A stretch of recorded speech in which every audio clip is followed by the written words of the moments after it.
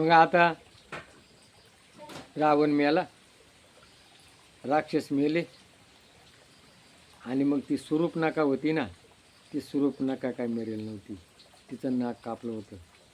मग तिनं काय केलं, ती शुक्राचार्याकडे गेली. शुक्राचार्य कोण? राक्षसांचा गुरु. तिनं तप केलं आणि तिला काय केलं, त्यांनी शंकराची पिंड दिली. म्हण ही पिंड घेऊन तू बाहेर जा, हिच्यावर काय कर, हिच्यावर गंगेचं पाणी पडून देऊ नको.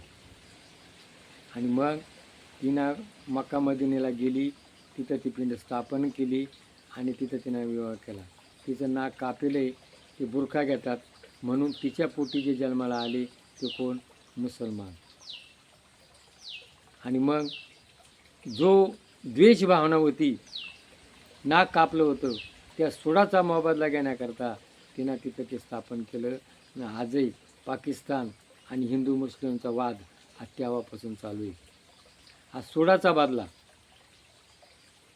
शूर्पणखाचा पोटी जन्माला आले ते मुस्लिम, आणि ते मुस्लिम लोक आज हिंदू आणि मुसलमान हा पारंपरिक हा जो वाद आहे, हा वाद तेव्हापासून आहे.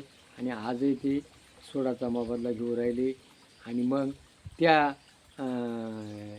इराणमध्ये, त्या इराणला कोणा गांधारींना शाप दिलेला आहे का, त्या शकुनी मामाना त्यांचं कप्ताना लोक मारली 101 कौरव, आणि तुझ्या राज्यामध्ये सुख शांती मिळणार नाही. आणि कृष्णाची सगळे यादव मिळाले, त्याची नगरी पाण्यात बुडाली. तर दोघांना शाप दिला, म्हणून कोणाचा हाताळात घेऊ नका, सी सराफ कोणाचा घेऊ नका. सी सराफ हा भोगल्याशिवाय राहत नाही, तर थोडा वेळ लागतो, हाताळात भोगल्याशिवाय राहत नाही. म्हणून जगा आणि जगू द्या. जय भैरवनाथ महाराज की जय.